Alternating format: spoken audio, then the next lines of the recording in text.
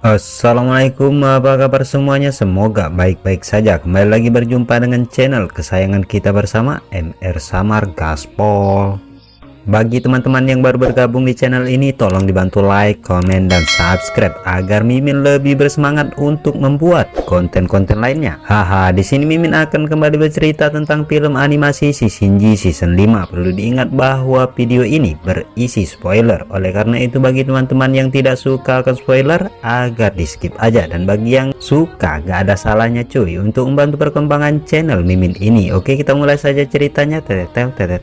Setelah Yihu dan Su Wuqing dikalahkan oleh Kaisar Siluman Tengkorak Putih, sekarang terlihat Xiaoyu sangat cemas akan keadaan Bailang yang terkena pukulan dari Kaisar Siluman itu. Cepat Kai, bawa Nona Xiaoyu pergi dari sini. Pergi dan cari guru kalian. Untuk melawan ayahku itu akan sangat sulit. Dia punya keunggulan jumlah kimayat yang tak terbatas di kerajaan ini. Tapi selama kalian bisa keluar dari lembah ini, ayahku tidak akan bisa mengejar kalian lagi. Apakah kau paham? Akan kutahan dia. Jadi cepatlah pergi, teriak Putri Tengkorak Putih. Ayah, aku akan menjadi lawanmu, teriaknya sambil melancarkan serangan tangan Tengkorak Putih. Seketika itu pun tangan tengkorak yang sangat besar mencengkram sang Kaisar Siluman. Apakah cuma ini kekuatanmu? Ucap Kaisar Siluman Tengkorak. Cepat Kai, apalagi yang kalian tunggu? Cepat pergi dari sini, teriak sang putri kembali. Tuan Putri, benar, kita harus pergi dari sini, ucap Cepat Kai. Bagaimana kita bisa meninggalkan Kak Wuqing dan Yihu begitu saja? Mereka telah dimakan oleh siluman itu, jawab Bailang. Kita bahas itu nanti saat kita telah bertemu guru. Aku tidak bisa mengumpulkan ki di sini. Aku bukan tandingannya. Kalau kita tetap di sini, kita akan mati sia-sia, jawab Cepat Kai. Tiba-tiba ada seseorang yang datang. Hai, lihat di sana, teriak siluman batu kecil.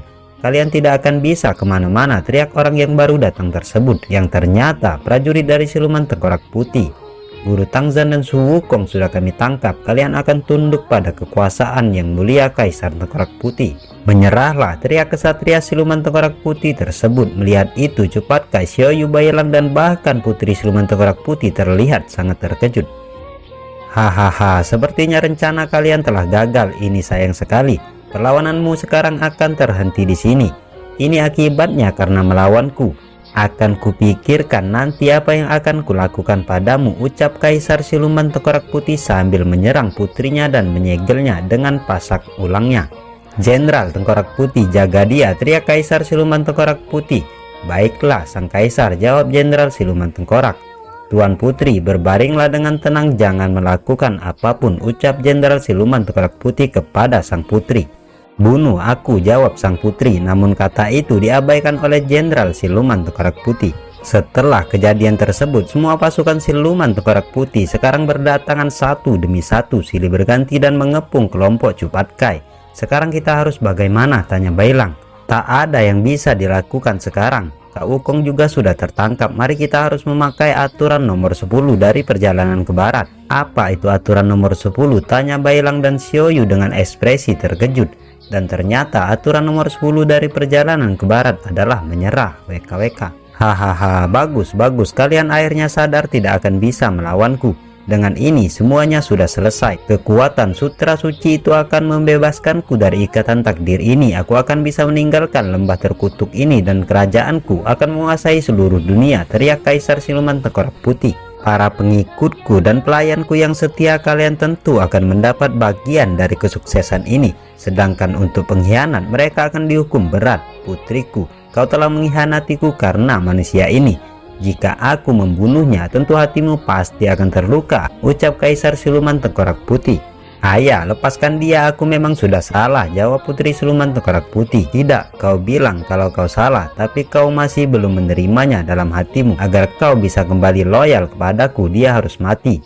Lihatlah, aku akan memakan Guru Tangzan, ucap Siluman Tengkorak Putih sambil memasukkan Guru Tangzan ke mulut besarnya. Hei, Kaisar Siluman Tengkorak Putih, Putri Tengkorak Putih itu bukan barang milikmu. Maka jangan paksa dia melakukan apapun, dasar egois. Tubuhmu penuh dengan ki jahat dan kau harus segera disingkirkan, teriak Guru Tangzan sambil memukul Kaisar Siluman Tengkorak Putih.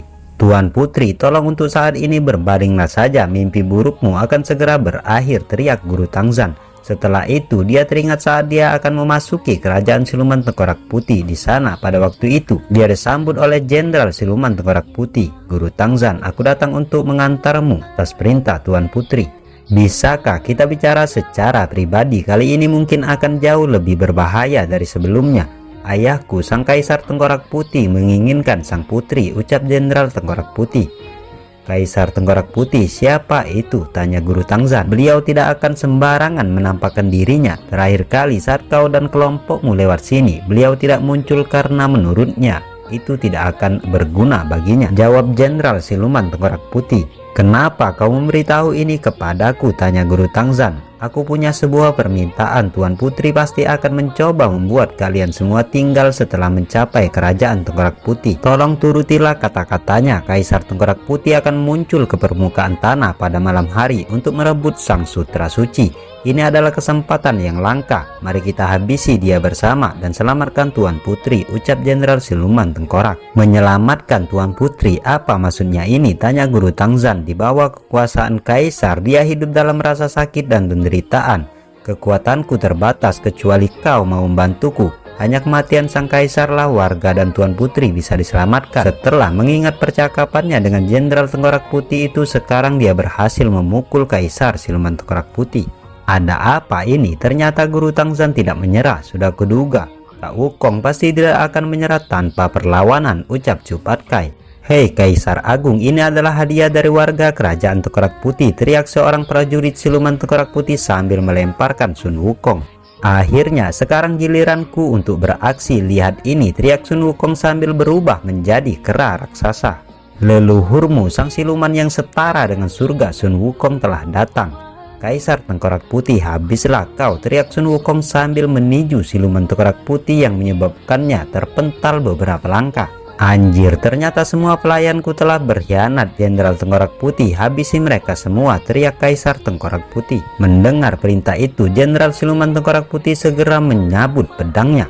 Namun yang dia lakukan bukanlah menyerang kelompok Guru Tangzan, melainkan membebaskan belenggu pada Tuan Putrinya. Kau, kenapa kau melakukan ini? Tanya sang putri. Tuan Putri, aku sudah bersumpah untuk melindungimu selamanya. Bukan hanya aku, warga kerajaan Tengkorak Putih juga menyukaimu dan mereka rela berkorban untuk dirimu. Dulu aku memberikan jantungku padamu, tapi sayangnya jantungku hanyalah jantung kosong. Ini hanyalah sekumpulan pasir yang tak berguna. Kau benar telah menyintai Guru Tangzan karena jantung hatinya tidak sama denganku. Aku minta bantuan padanya untuk melawan ayahmu. Tanpa banyak bicara, dia langsung setuju dengan permintaanku. Maaf karena tidak memberitahumu, ucap Jenderal Tengkorak Putih. Aku tak layak menerima semua pengorbananmu ini, karena aku tidak pernah menyukaimu, ucap Putri Siluman Tengkorak Putih. Tidak apa-apa, aku melakukan ini tidak mengharapkan balasan darimu, jawab sang jenderal. Dasar bodoh, ucap Putri Tengkorak. Tuan Putri, apakah kau baik-baik saja? Kau butuh waktu untuk memulihkan diri setelah tertusuk jurus Kaisar, ucap seorang prajurit Tengkorak mendekat kepada sang putri. Paman, kenapa kalian semua mengkhianati ayah? Aku memang tidak pernah suka dengan Kaisar sok hebat itu.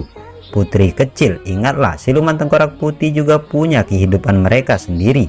Itu masih memiliki arti, jangan putus asa. Hal terpenting sekarang adalah melepaskan diri dari kendali Kaisar tirani itu.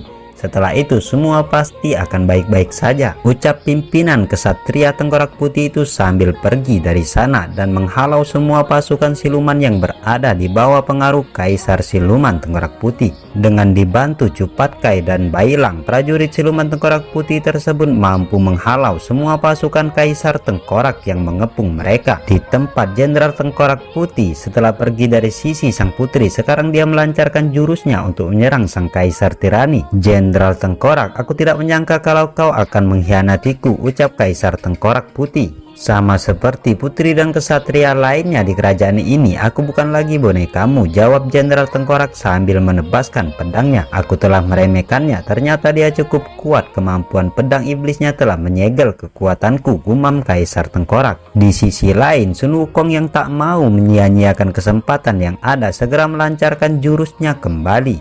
Bersambung. Oke, itulah tadi cerita kita pada hari ini, mudah-mudahan dapat menghibur kita semua. Kalau rame kita akan lanjutkan pada hari berikutnya. Bagi yang suka, tolong dibantu perkembangan channel Mimin ini dengan like, comment, dan subscribe. Oke, bye-bye.